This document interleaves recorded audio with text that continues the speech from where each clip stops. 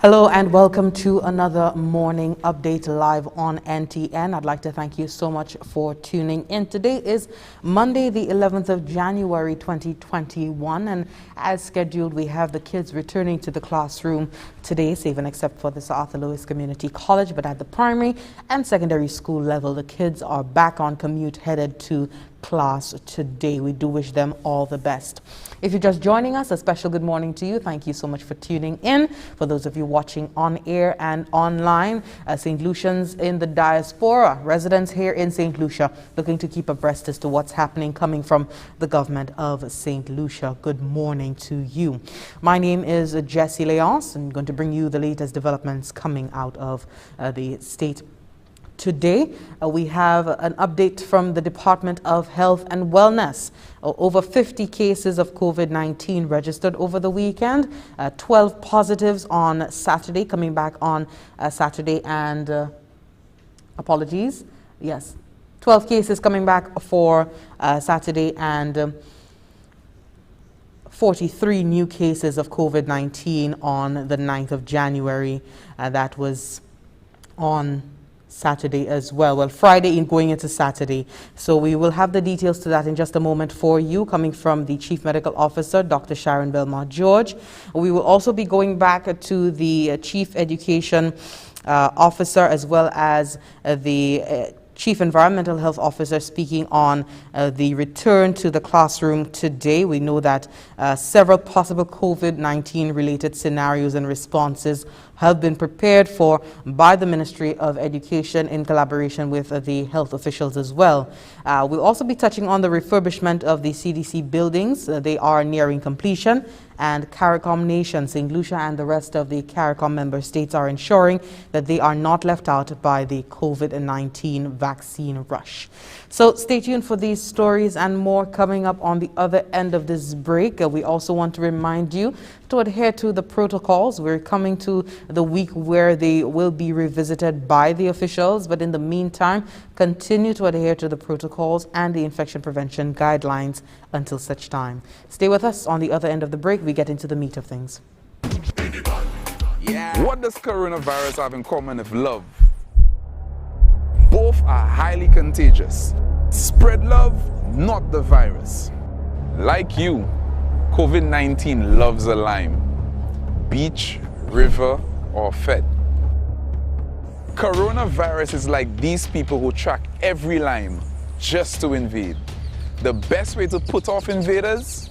Cancel the lime. Spread love, not the virus. Keep you and your crew corona-free. Live to lime another day. Together let us win this war. Said we shall be a soldier. Together we can beat this corona.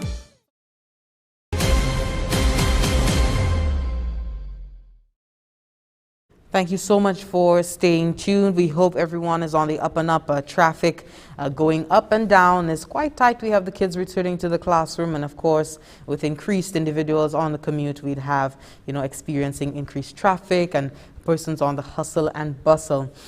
We do have a clip from the Chief Education Officer, Dr. Fiona Philip Meyer, speaking on the several possible COVID-19 related scenarios and responses ahead of the school term that the health and education officials have prepared for the protection of our kids as they return to the classrooms today. But in the meantime, I just want to update you on the COVID-19 cases, our status here in St. Lucia. On Friday, that was the 8th of January, we registered 12 new cases of the coronavirus, and on Saturday, we got a confirmation of 43 new cases of COVID-19. And this brings the total number of cases diagnosed in country to 438. In light of this latest release coming from the Department of Health and Wellness, well, it was accompanied by a statement coming from the CMO, Dr. Sharon Belmont George, speaking on this matter and giving us an understanding of where these individuals are coming from, and also reiterating, re-emphasizing to the general public to adhere to the protocols. There were also recoveries registered over the weekend, so take a look and listen to the Chief Medical Officer for that update.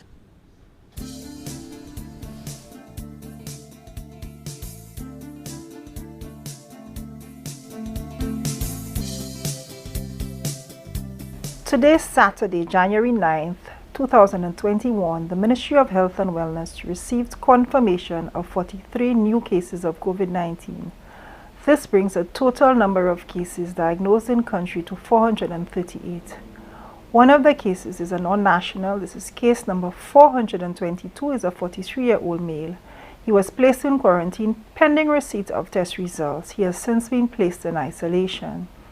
The other 42 cases are nationals, ranging in age from 14 years to 64 years. They are from the Dennery, Castries, Groseille, Micoud, Antleray, Choiseul, Babonneau, and Labrie districts. They were seen at community respiratory clinics where they were assessed and tested for COVID-19. The majority of those cases are contacts of previously confirmed cases. While awaiting receipt of their results, they were placed in quarantine by a health practitioner. Epidemiological links have since been established for 30 of these cases so far. Investigations are ongoing by the contact tracing team to determine the existence of links for the other 12 cases. Arrangements have been made to place these individuals in isolation. The Ministry of Health has also reported a total of 5 recoveries for today, January 9, 2021, and this brings a total number of active cases presently in country to 119. As we note the increase in cases being diagnosed, it is important that we are reminded that we are all vulnerable to the COVID-19 virus. We should all take personal responsibility to keep everyone safe and protected from the virus, even in the small settings with family and friends. Let us practice the simple measures to minimize exposure to the virus. The Ministry of Health reminds everyone to consistently practice the infection prevention and control guidelines. Wash your hands often during the day using soap and flowing water. Wear a mask in public places and ensure it covers the mouth, chin, and nose. Maintain a distance of 6 feet from others. Avoid contact with other persons who have flu-like symptoms. If you are experiencing flu-like symptoms, keep away from others and seek medical care at the closest community respiratory clinic. The Ministry of Health and Wellness will continue providing updates as new information becomes available.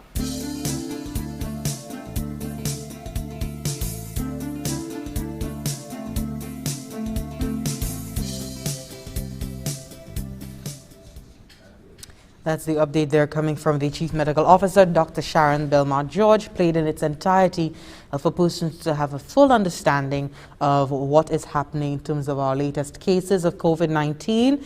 We've registered 43 new cases, 43 persons have been diagnosed. One of them is a non-national, and it's a 43-year-old male. He was placed in quarantine pending receipt of his results, and the rest of the 42 cases are St. Lucia nationals coming from quite a few districts: Dennery, Castries, Groseille, Micoud, Antleray, Choiseul, Babonneau, and the Labrie districts. The Chief Medical Officer, Dr. Sharon Belmont-George, did also report 5 recoveries as at January 9th, 2021, bringing the total number of active cases to 119.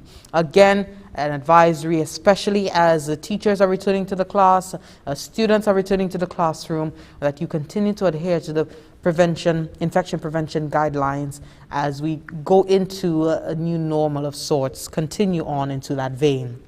The opening of the second term of the school year to face-to-face instruction is critical not only for the education sector but the nation as a whole. And this is the indication given by Dr. Fiona Philip-Meyer, Chief Education Officer.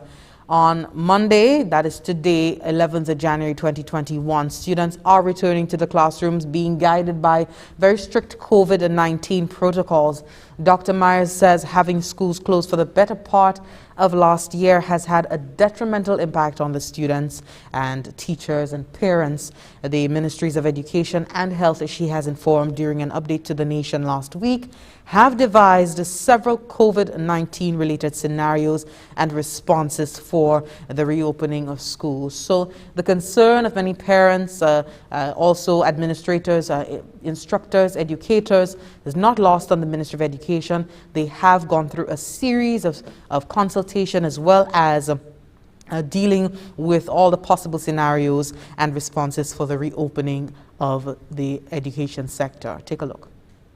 the possibility of an individual or student getting ill at school, a member of a family that is in close contact in quarantine, a possible teacher or staff member who tests positive for quarantine, quite a few scenarios, and looked at them in depth, giving the medical, the scientific, but also the human element of how to deal with those situations on a school level. Chief Environmental Health Officer was also at that update to the nation, Mr. Parker Ragnanan. He says, given the experience gathered last year in managing COVID-19, the Ministry of Health is confident that school can resume in the physical setting and any major catastrophe can be averted. And that's coming from the Chief Environmental Health Officer, Mr. Parker Ragnanan. The Cashfish Comprehensive School experience was just one such experience, and you would remember the domino kind of effect that this one experience had on the island. The question is really, if there is a situation at one individual school, should every school on the island remain closed as a result? That is the question. And therefore, in all other business sectors, so we've had persons at different business places who have contracted the disease. But have we seen all businesses shut down on the island? So we need to look at it very, very carefully and take very strategic approaches in terms of how we do things. The other thing is that we are asking as much as possible for us not to stigmatize and to discriminate. And that is very important. Sometimes we've heard about persons talking about a contact of a contact of a contact. So you're not even living with that person, but because you're a family member, you are singled out as being a potential contact. At the Ministry of Health, we have fine-tuned our contact tracing capability. And like I've said, we have improved significantly on our state of preparedness. And therefore, we are in a position now to work with our community nursing, to work with our epidemiology unit in terms of contact tracing and have very clear procedures and guidelines to do contact tracing in a school and who is at risk at a school, if it's one classroom, if it's an entire block, if it's a whole form, if it's the entire school, and therefore the procedures would kick in once they have to. Mr. Ragnanan has indicated that a strategic approach will be taken if there were to be any COVID-related cases at any school. We need to look at the school in question, the population of that school, the at-risk groups, the numbers that we have. So again, there may be situations where if you have one case in a school, depending as to how many is exposed to that case, you may have to close back that school. You may have 10 cases in a school, but depending on how it's managed, you may not have to close the entire school. So it depends on the dynamics. There are different dynamics that would determine the way forward. And so we're looking at different modalities and different plans as to how do we best manage a situation of that nature. So we don't just pick 10 or 15 just like this.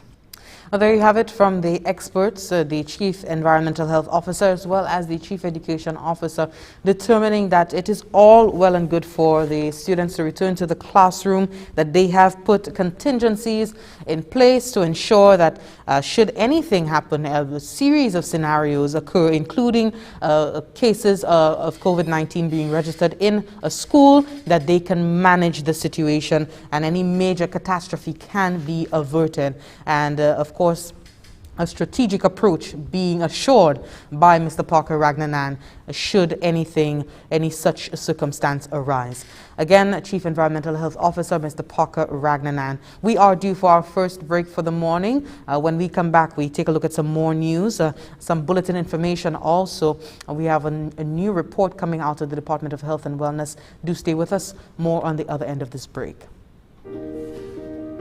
She's been watching, waiting, wondering when the sands of time will give way to a tide of change, and for yesterday and today to become a new tomorrow, For a time when her sun can kiss the cheeks of your loved one and her stars can twinkle in her honeymoon skies. When her earthly embrace will reassure and calm your soul. And her unique view can change your whole perspective.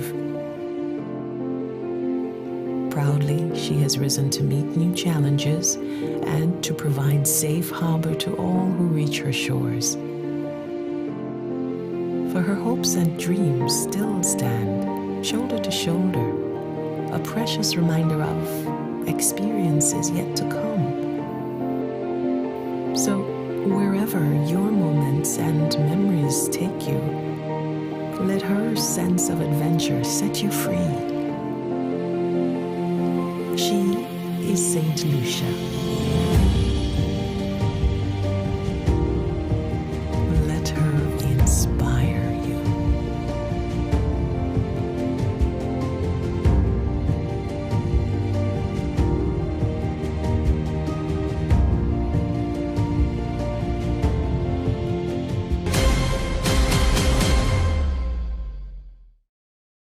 Thank you so much for staying with us. So just coming off of the break, before we were speaking about the reopening of school for the students, teachers, parents also involved in the education sector. We wish you all the best.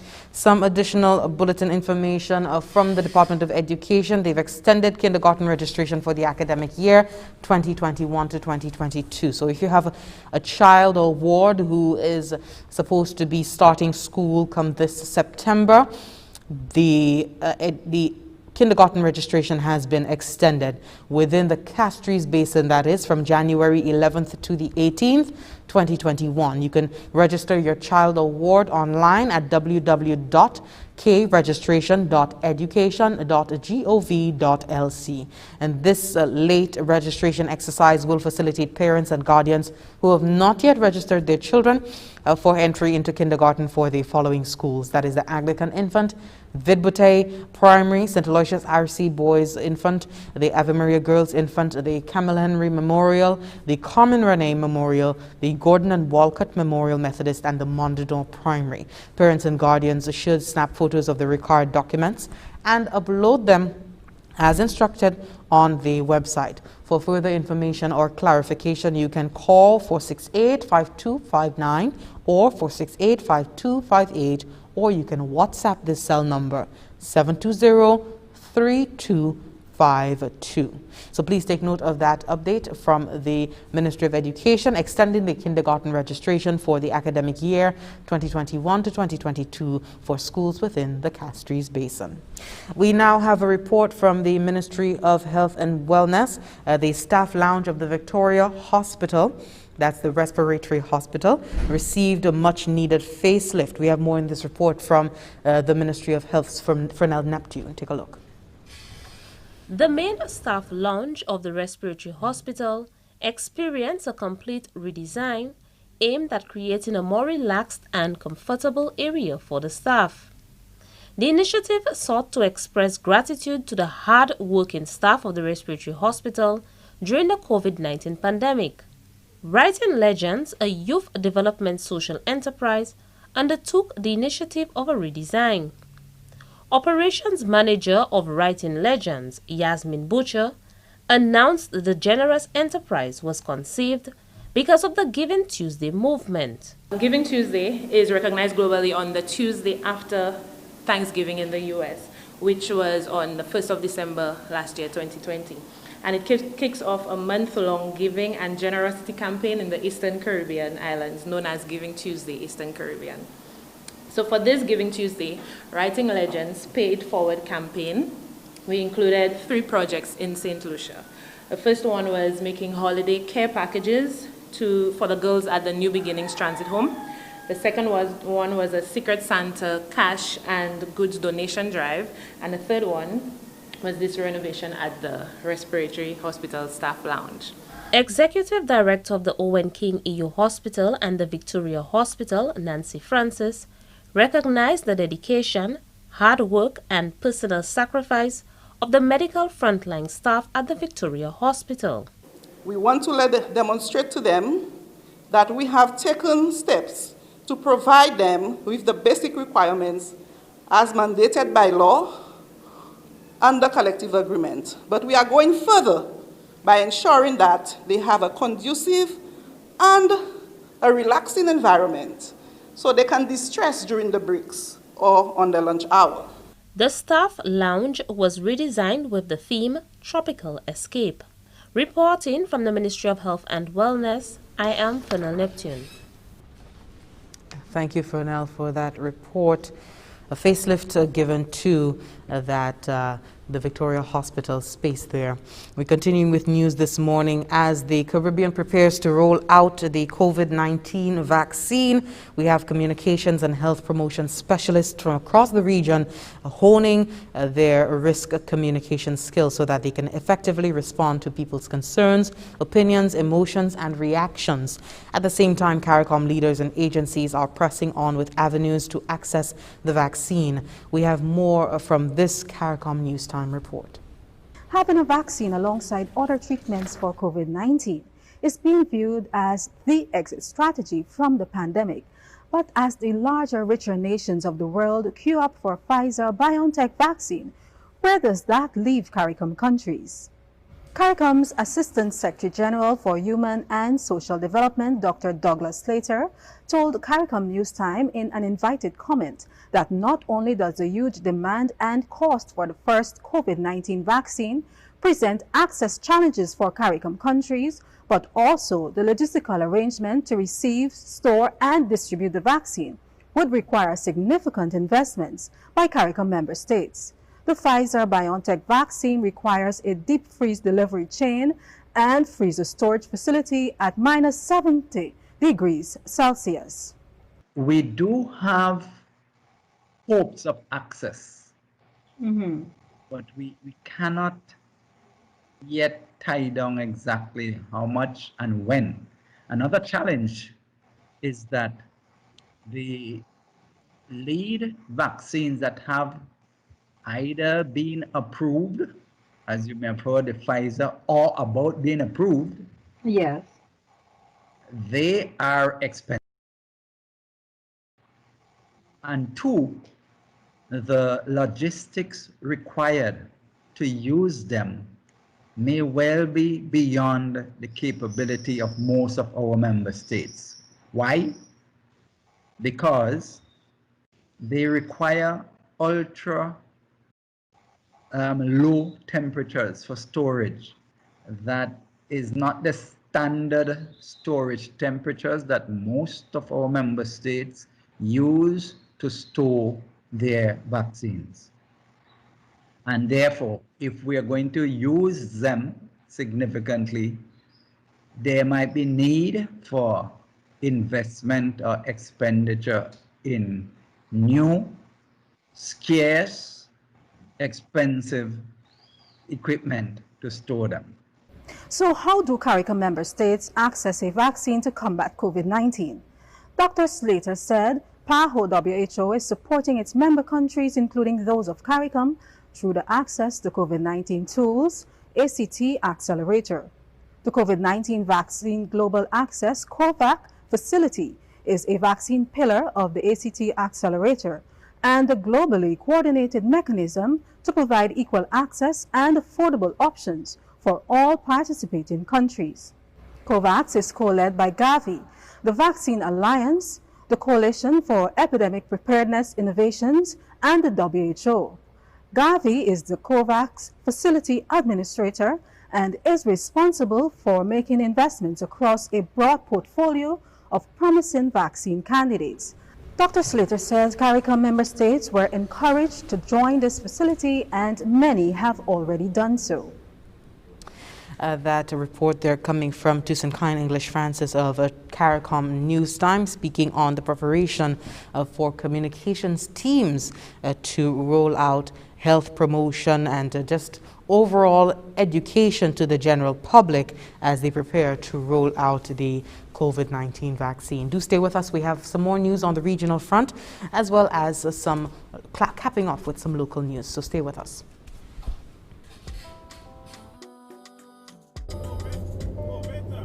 Yeah, my G. Yeah. The road clear, my G. Do road, do road. I don't feel now is the right side. Are you mean by the road clear, my G? Do road, 120. Yeah, man, that's how we do it, like real boss. Boy. Yes, that. Watch it. Don't fall victim to peer pressure when driving. Your life and the lives of others are your responsibility. Drive safe. Arrive alive.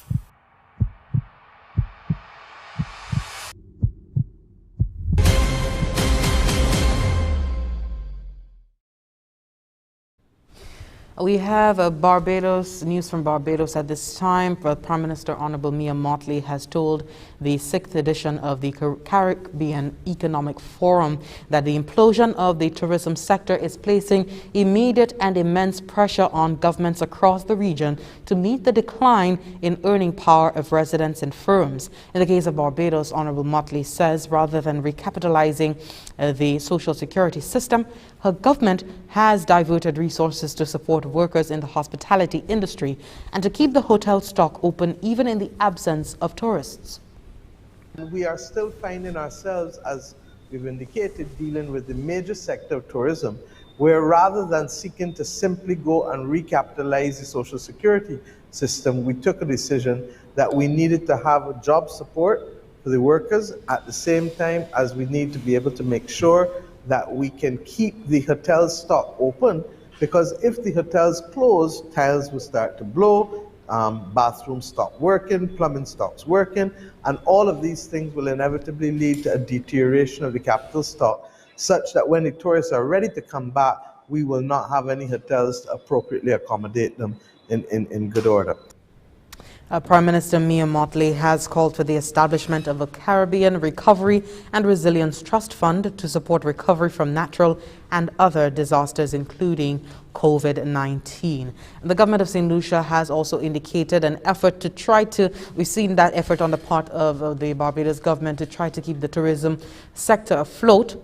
And despite the increasing cases, the stark increase in cases in the US, also being confronted with the national lockdown in the UK, they've been trying to see how they could keep things steady in terms of the tourism sector. Many of our tourism sectors reopened in the last few months, the last 6 months, and the effort right now is to try to keep these open.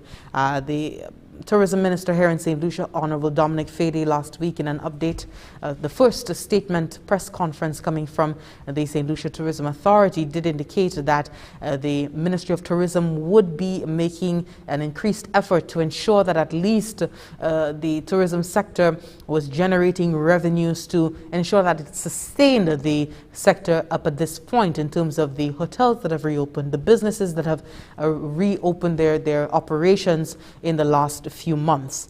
Prime Minister Mia Mottley there speaking on the effort of the Barbados government. We continue with news from Castries, the CDC building which was constructed in an effort to provide housing to those who lost their homes in the 1948 fire in Castries is getting a facelift. The project was funded by the Colonial Development Corporation, hence the apartment complex being referred to as the CDC. The National Housing Corporation is responsible for the Castries Housing Estate, commonly referred to as the old CDC, and the Darling Road Housing Estate, commonly referred to as the new CDC.